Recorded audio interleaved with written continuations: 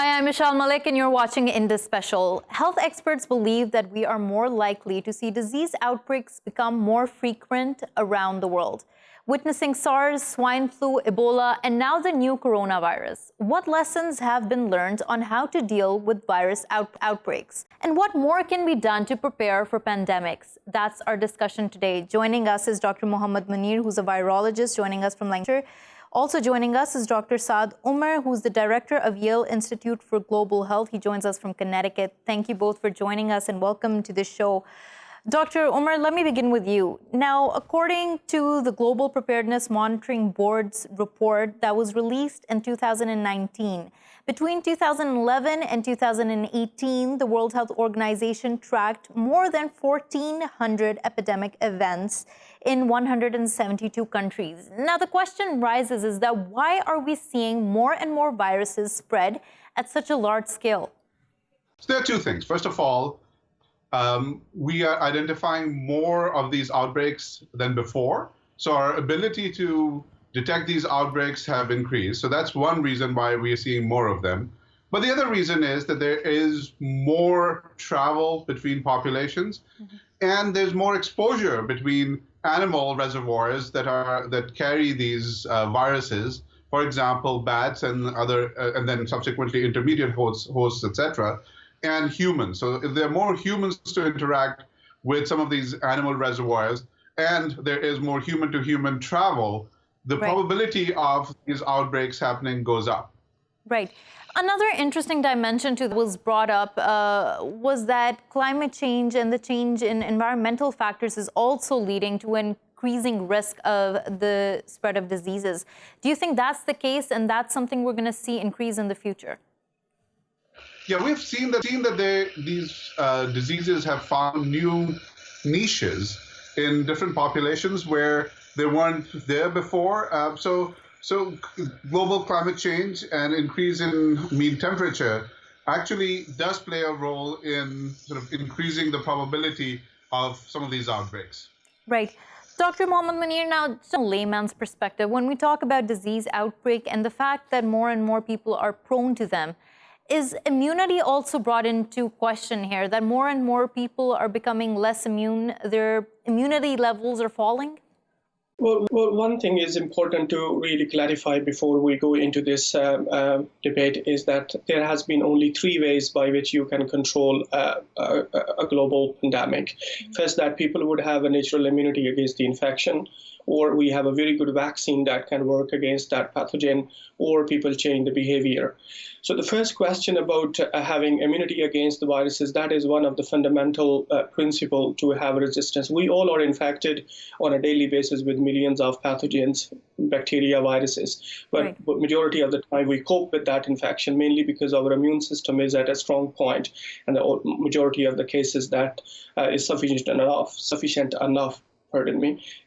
enough to really remove the infection. But occasionally when the virus gets aggressiveness or our immune system is dampened either because of existing underlying causes or over the age, then that is the time point when viruses get the chance to invade us. Right. Now, Dr. Munir, you, of course, the word pandemic here, and I did want to bring this as something of a starting point of our conversation to follow. How do we really define and classify a pandemic?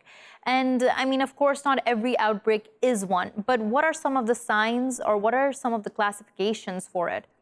Well, when we call any disease as a global pandemic, that means that disease is not a concern of an individual country. It has gone beyond those borders and has infected at least two continents.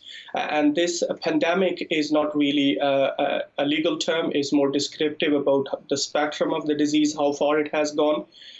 For instance, until end of last week, we've been only seeing the major concern of this COVID-19 in China. Therefore, it was now heading toward pandemic. But now South Korea, Iran, and Italy, all they are reporting cases at the same pace as China has been reporting in the beginning. So therefore, we are heading toward pandemic because the scale of the infection is increasing. Right. Dr. Omer, I think picking up from that point that Dr. Munir talked about, especially when we're talking about the coronavirus. Now, as I mentioned before, we've been seeing a number of such viruses, for example, swine flu, SARS, MERS, many other things, Ebola, which have, of course, brought into question how these viruses impact national security, economic security, of course, social security. Do you think lessons were learned from the previous pandemics, from the previous epidemics, which made us better prepared for the new novel coronavirus? And the short answer is yes, lessons were learned. And we as a global community, are doing things differently than before. The question is the response good enough? And that's a different discussion. But for example, compared to the SARS outbreak, there has been more increased, more sharing of information, quick interaction between countries, and sharing, the number of cases and reporting of cases, et cetera, with WHO and with the world. There is better coordination at the global level and within certain countries. There is better preparedness at the institutional level in several institutions and in several countries. The question is that does better equate with good enough? That's a different question, and that remains to be seen. But we as a global community are better prepared compared to the previous outbreaks. Right. I have a number of questions or answer there. One of them is, of course, when you say that we are better prepared at institutional levels, which institutions are you exactly referring to, and which countries? Well, unfortunately, most of the preparedness has been on high-income countries, but even in low and middle-income countries, there have been improvements in terms of diagnostic capacity. In terms of, for example, in Africa, there is a new Centers for Disease Control that was established after the Ebola outbreak to make sure that there's a more concerted regional response. Even in Pakistan, I'm aware a few institutions have done these tabletop exercises to make sure that, for example, the hospitals are better able to care for a somewhat increase in the types of respiratory illnesses that are associated with these viruses, et cetera. So there has been that level of institutional preparedness. Unfortunately, a lot of the increase in preparedness has happened at the high-income country level, but that doesn't mean that low and middle-income countries haven't paid attention to some of these lessons. Right. Mohammed Munir, now, of course, Dr. Omer put this question, is this preparedness good enough? And he says that it is yet to be seen how events unfold. But just your take on this, before the outbreak of the coronavirus, now I know you routinely work on viruses and their outbreaks. Did you feel assessing the international architecture, let's say, of dealing with global health crisis up to the mark? Well, first, I echo Dr. Omer that institutional participation is absolutely important for such handling of the contagion. But one thing became very clear this time is that infrastructure, institutions, and the system are absolutely important. But when it comes to handling such a broad-scale contagion, then it's more to do with the personnel, with the protocol, and overall system preparedness. By that, I mean that, for example, if we take a look of the China in the beginning, they have all kind of infrastructure. They had everything in place right from the beginning. Okay, but still, contagion has overwhelmed the whole Hubei province, and that was down to not the institutions or the infrastructure. That was down to the personnel and also the protocols and the overall preparedness. So whenever we are having nowadays incursion of such transmission of these pathogens from either animal to human or through other source between the human, that is where the test is for the personnel and the protocols. Right. I take your Dr. Omer, going back to something that you mentioned, and I feel like it's important to bring this into this conversation of being prepared and also intimating that to a wide number of people. How important is transparency in trying to handle a pandemic or an epidemic? That's a really good question. So we are an interconnected world. We are a group of countries and group of jurisdictions whose own response depends on what is happening in another country, in another jurisdiction. And so therefore, information regarding the number of cases, information regarding some of the epidemiological parameters, for example, on average, what is the infectivity of a virus that is gauged from how many people each person infects, and that's a mathematical parameter that is calculated often in the early stages of an outbreak. So that determines all sorts of other responses. The so-called serial intervals, meaning that the interval between successive cases, etc. All of that, and the information on the efficacy and effectiveness of outbreak control measures, etc. All of that depends on how easily the data are shared and how quickly the data are shared from jurisdictions that are facing this outbreak earlier on, so that the rest of the world can plan better, so the rest of the world can dedicate their resources appropriately. Of course. Dr. Omer, I'll talk to you more about the political dimension of this information sharing and, of course, the dissemination of information. But just a last quick question to Dr. Mohammed Munir. Dr. Munir, how have you seen the role of the World Health Organization to be ever since we first heard about the coronavirus outbreak? And we know that it first fell short of declaring it a health emergency that was of global concern. And now, of course, they're shying away from calling it a pandemic. Do you feel like they're steps behind the actual scenario? Well, I've been probably one of the outspoken advocate for lack of or the very poor role of WHO in handling the whole scenario, because right from the beginning, WHO has been on the back foot in terms of understanding, in terms of assessing the real threat coming in the near future. And although they declared public health emergency 3 weeks after, but my major concern, I have spoken yesterday also on Al Jazeera and other channels, that really the question is that after having a public health emergency, what really the things the WHO has brought in to strengthen the thin economies or the low and middle income countries, except having a morning briefing with telling how many people are infected and how many are dead, is insufficient for such an organization, because whenever there is such a broad scale contagion, not only the general public but also the scientific community, we all look at the WHO, how they convene and how they interfere with the whole scenario as it stands. Just let me give one example. Like yesterday, Turkey and many other countries, they closed the border, they stopped the trade with Iran, which is, I think, it's not really an appropriate measure, especially at this scenario. And that has been happened because only WHO hasn't provided a clear guideline that every country could follow and really stick to the exact plan that they should have been. Right. Take your point there. Thank you so much, Mohammed Munir, for joining us and taking out the time to talk to us.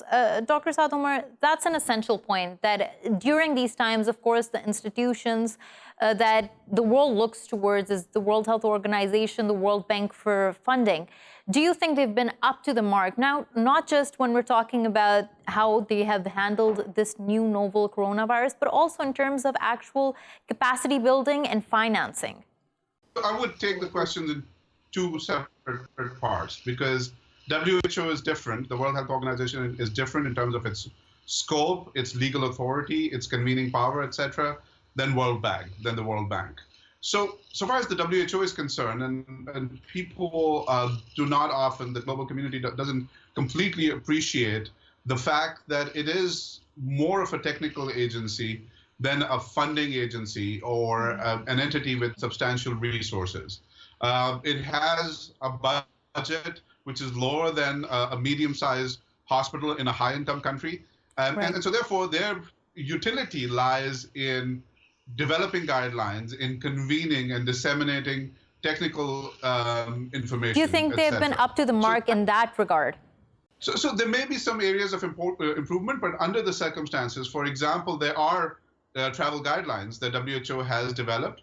In the context of an influenza pandemic, for example, a lot of the tools that are being used for this respiratory illness are borrowed from pandemic influenza preparedness and so on and so forth, where there has been an evidence synthesis on the utility of travel bans, for example, the directions and the utility of social distancing measures and personal protection and so on and so forth. So that has been there, and I'm sure there is a genuine case to be made that what do we learn after this outbreak? So now the World Bank is slightly different.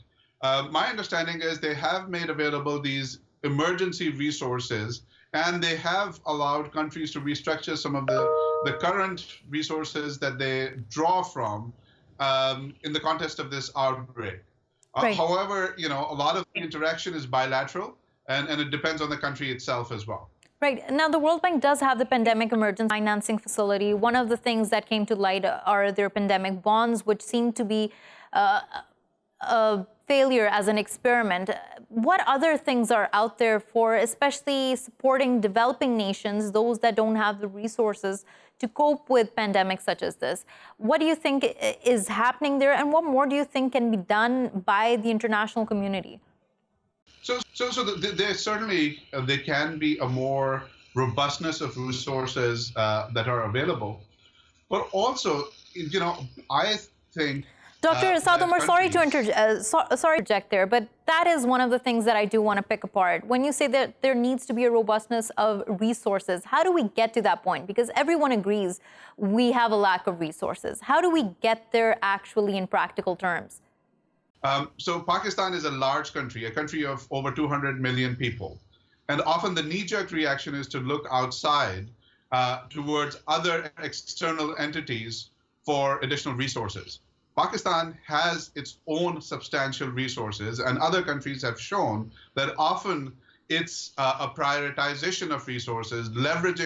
Right. There was a recent report that talked about this and said that many developing countries favor investing more into maternal health and other things instead of preparing for pandemics such as this. And that's the essential point. There are resources, but it's slim pickings from there. How do you say that they shouldn't look towards external resources?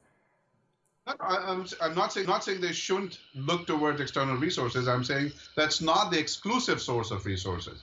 And right. It's not a mutually exclusive kind of an investment priority that you don't invest in maternal health and you invest in pandemic preparedness. Countries such as Pakistan have the cushion to prioritize and look at the size of the pie that is invested in the health sector and say that we don't have to just slice that pie, slice that available pool of resources in ever-decreasing quantities. We need right. to increase that. Right, and Dr. Omer, sorry to interrupt, but that's an essential point, how countries need to deal with it. And I think that our next guest who has just joined us, Mr. Achike Chude, an analyst joining us from Nigeria, can help shed light on this. Mr. Chude, when we talk about what happened in terms of Ebola, and especially in all across the African continent, how do you think they dealt with this? We're asking this question, how can those scarce resources be used to prepare for a pandemic to better preempt something like this? Of course, some of these diseases took the continent by surprise, especially the Ebola. But it is not as if they have not been, part and parcel of, of Africa in a way. Some of them have happened in the past. Then, they disappeared for quite some time. Some we have been able to actually handle quite well. Some others not so well. The Ebola, which killed about 11,000 people across the West African sub-region, was quite deadly and devastating. But I think one of the success stories, was the way it was handled, especially, by the Nigerian government in the city of Lagos, with about the biggest population in the, in terms of city population in Africa. It was very well handled. And that is because we had a government on ground that was right. Can we Mr. Chude, when we're talking about it being well handled, can you break that down for us? What examples can be set, especially when we're seeing something like this unfold all across the world, the new novel coronavirus? When we're seeing that happening, what lessons and examples are there for other countries to follow suit from? Yes, I think the issue of surveillance, for this disease when they broke was something that I think the government was quite serious about. They had to begin to trace everybody that possibly came into contact with with those who had been infected. And that was exactly well done. They moved from state to state, across the country, and they were able to do quite a good job to ensure that it did not leave the epicenter then, which was Lagos State. And that was done, so creditably well. And again, but we've had others like Lassa. Even up till now, in Nigeria, but SARS virus, the world is actually not talking about it, but SARS has killed over 100 people in the past few months, and the government has been actually battling with it. Of course, there are difficulties in terms of being, adequately prepared, in terms of, having all of the medical kits and the protective gears that are needed. One or two doctors have died in the process as a result of some of these deficits. So the deficit is there, but again, the will is also essential. And I think at this particular point in time, the government, seems to have the political will. With regards to the coronavirus, everything is being done. There have been reported cases of, the virus of suspects of this virus manifesting in parts of the country, and the government went after those suspected cases and discovered eventually that they did not, that they were clean. So the government is not just being reactive; it is going, being proactive, moving ahead to ensure that wherever there are cases, like this, that immediately they are nipped in the bud and that the people are put in proper isolation to be taken care of. Yeah. Right. That's an important point. The government isn't being reactive. They're trying to take preemptive measures. Dr. Saad, I said that I would want your take on this, and I want to get to that point where we talk about how global health policies are shaped and also impacted by international relations and internal politics. How do you think that creates a hindrance or a barrier to greater cooperation? Yeah, so there are policies that are influenced by the friction between countries, whereas it is facilitated by ongoing collaboration and the muscle memory of talking to each other. So there was some, for example, between China and the US, there has been some increasing friction within the current administration, etc. And there was an initial instinct to put a little bit blame toward China that goes on right now as well. There was a comment made in the US that this may be an opportunity to bring back certain jobs back to the US. I think those kinds of things do not help anyone. The idea is to make sure that countries feel confident in this kind of an emergency to work with each other, because it can be pretty dangerous if we get into point scoring and if we get into serving other foreign policy interests. This is the time to actually focusing on the virus, and to the response to this emerging virus. Right. That's, of course, a point to be made there, that this is not the time for point scoring. It is the time to cooperate, because viruses like these that can turn into pandemics, of course, are a threat to the global population, not just one geographical region. Thank you so much, Dr. Saad Omer, for joining us and taking out the time to talk to us. Mr. Achike Chude for talking to us. We're going to go for a short break. When we return, we're going to continue our discussion. Stay with us.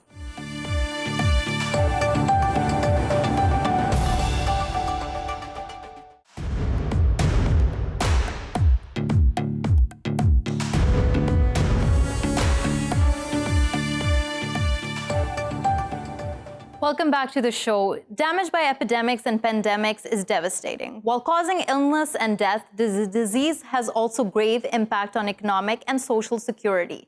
We take a closer look at this dimension of outbreaks. Joining us for this discussion is Professor Steve Keen, who's an economist joining us from Sydney, and Mr. Andrew Leung, who's an analyst joining us from Hong Kong. Thank you both for joining us and welcome to the show.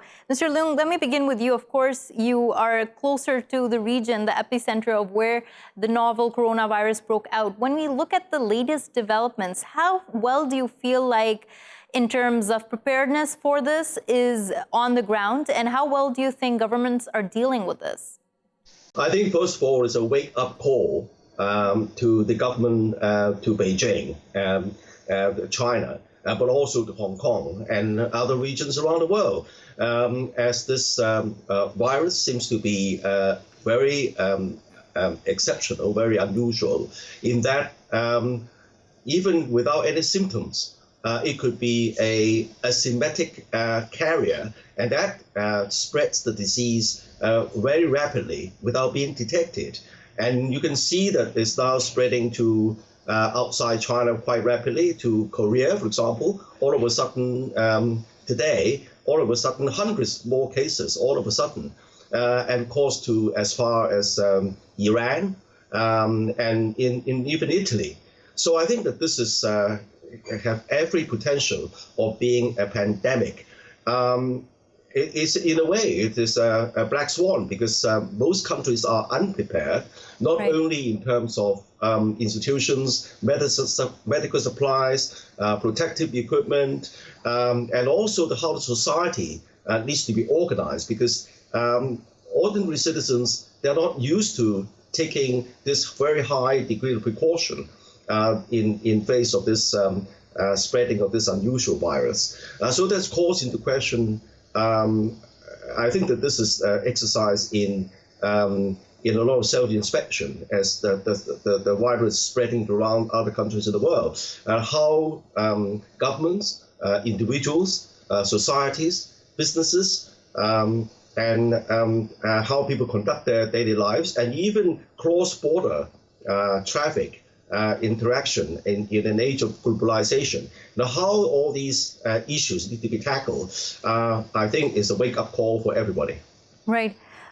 Professor, as we heard Mr. Leung talk about the various dimensions in which this virus is, of course, impacting different spheres, the conversation is to be had about how it challenges economic security. What are we seeing so far right now in terms of how it's impacting, creating ripples across the global economy? Extreme, because this is a challenge to the whole idea of a globalized economy. If you think about how economics has been driven, it's all about reducing trade barriers, increasing integration between countries, and both that integration being both in terms of commodities and movements of labor. And that is a perfect environment for a pathogen to spread. And at the same time, we've ignored the load we're putting on the planet. I've seen studies saying that the mass of humans and the animals that humans breed for their own purposes constitute about 90% of the animal mass of the planet. And that, of course, means that we're the perfect environment in which for a pathogen to develop in the first place. So we've actually pretty much built the perfect environment for this virus to spread through the entire planet. And it doesn't really care about economic theory. What it matters to it is biological theory. And on that front, what we should have been doing is setting our systems up in such a way that we don't enable these things to spread. So it shows the extent to which we've exaggerated the importance of economics and ignored the importance of biology. Right. As you're saying, these viruses, of course, no regard for economic theory. They don't have regard for borders either. When we're talking about the threat that they pose, and of course, humans have had their vision cut short in many matters, and one of this being the fundamental ones. The conversation is also forward-looking and talking about what lessons have been learned from this instance. Of course, we're learning as each day goes by. But where has the lack of preparedness in your understanding been lacking throughout this entire process? Well, for a start, people can blame the Chinese for trying to suppress the fact that it was happening. And this is a bit like Australia's government pretending that fires weren't making much of a difference to the landscape. So it's not just the communists that deserve criticism here. It's power structures that have been built on globalization, trying to deny there are any dangers about it. So that's the most fundamental farce that I'm seeing play out right now. Right. Once this gets hold, of course, you can't pretend it doesn't matter. But we've got the entire production system we have, the entire communication system we have is designed to enable these things to spread, not to control them. We're set up for episodic dangers of medical emergencies, not for systemic ones. So we certainly don't have any of the buffers that we should have if we took these things seriously. Right. Mr. Andrew Leung, as Professor Steve Keen put it, our system is almost designed in a way to allow these viruses, allow these pandemics to spread. Do you think the same system can contain these, especially when it's, of course, working so hard and we're seeing fatalities rise by the day? We're seeing numbers, the number of people being infected multiply by day. Well, of course, globalization has been with us for a long, long time, over almost, you can say, over 100 years. And there's always the interaction between countries, between economies. But now, as people, the flow of people, the flow of goods, the flow of trade and various other things, and travel, meetings, and so on and so forth. This, of course, raises a different dimension. Also added to this is the impact of climate change with the ecology, with the environment changing all the time, that exacerbates the complications and the development of new viruses. And I think that most countries are ill-prepared because viruses do mutate. For example, this is very different from SARS, even though we have learned from SARS. But I think that the lessons sometimes are not very applicable, in the sense that now this virus can be carried by people without any symptoms. And of course, the pace of globalization is going ahead, sort of regardless of anything we do. So I think that rather than isolating ourselves, I think countries should need to be better prepared and to stay ahead of the game. What do I mean by staying ahead of the game? I do mean that countries should examine whether their hospital facilities, clinic facilities are capable of handling such an outbreak, whether the medical supplies, emergency supplies are sufficient in store in case of this emergency happens, rather than scrabbling to get it at a time when everybody is trying to get it and simply it's not available.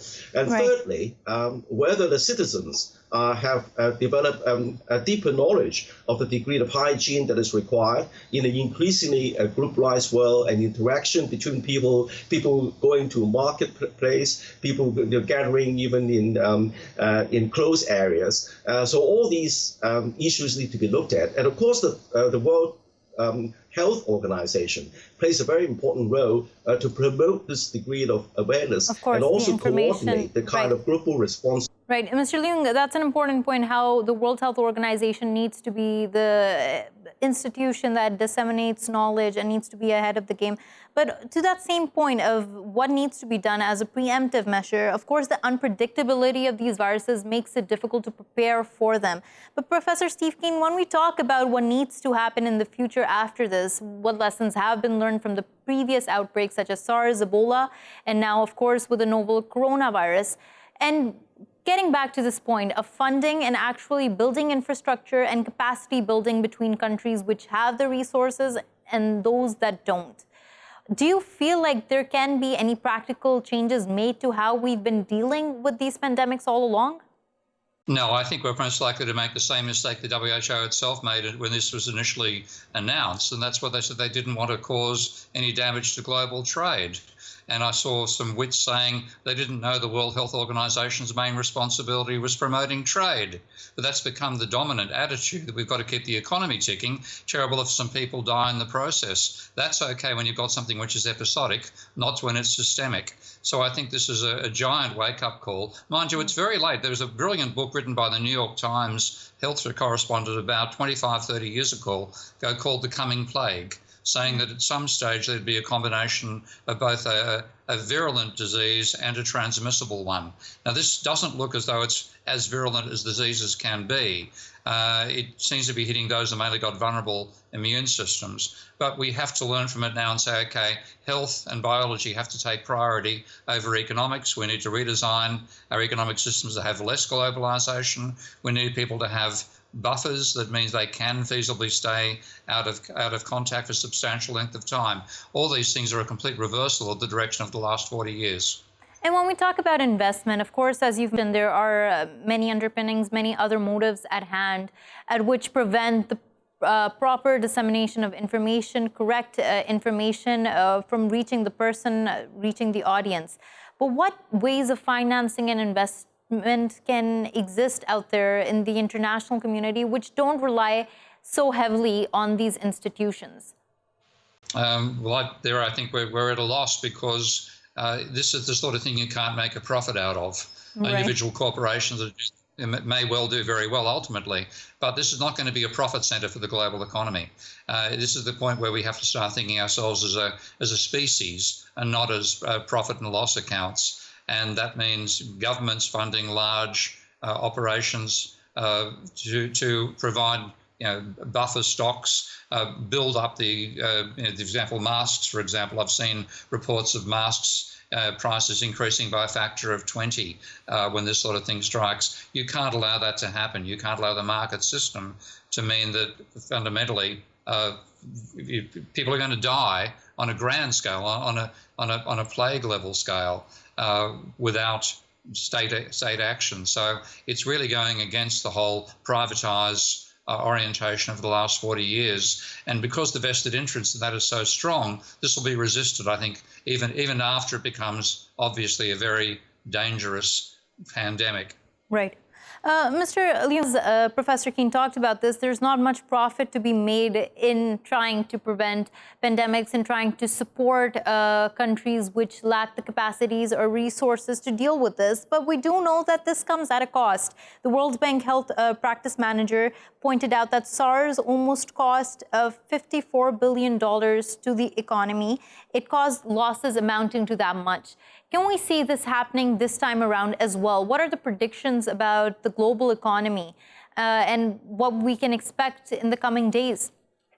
Well, I think definitely that the global economy has not been performing very well even before this crisis, and this crisis is likely to knock the economy further down by maybe even 1 percentage point globally, if not more. But I think that this is the cost of being unprepared. But if countries are learning from this experience, not only just from a kind of factual kind of thing, but looking into the future, if country becomes more prepared, there is no reason why economies and societies can go back to the days of being hunter-gatherers. Mr. Leung, just sorry to interject. We've seen diseases like this, outbreaks like this before as well, and we seem to be repeating the same mistakes. Are you optimistic that countries will learn from this experience? That countries would be forced to, because as the virus is spreading, more and more countries people are affected, and then the society, the citizens would rise up in anger against the government if the governments seem to be unprepared for this. And I think that bearing in mind the number of deaths and sicknesses, I think that the world is going to learn a big lesson. But coming back to the question of finance and economy prospects, I think I would look on the other side and say, well, there's always a silver lining. For example, as the world is now facing the rising tide of epidemics and pandemics, obviously the health industry, the healthcare industry, the pharmaceutical industries would come up with new viruses and would come up with new drugs and also preventive drugs, and which help build up people's immune systems. And there lies a tremendous opportunity for investment. And of course, the new areas of research in universities. So I think that every crisis would have a silver lining, as the Chinese saying goes. Right. I think that there are both sides of the story. Right, thank you for that. Of course, in the future, we're going to have to see whether this silver lining impacts the majority or the minority of the people who can afford these drugs and can afford the profit motives of these pharmaceutical companies. But thank you so much for your take there, Mr. Andrew K. P. Leung, joining us from Hong Kong, and Professor Steve Keane for joining us from Sydney. Thank you for watching Indus Special. We will see you again tomorrow with more stories. Till then, goodbye and take care.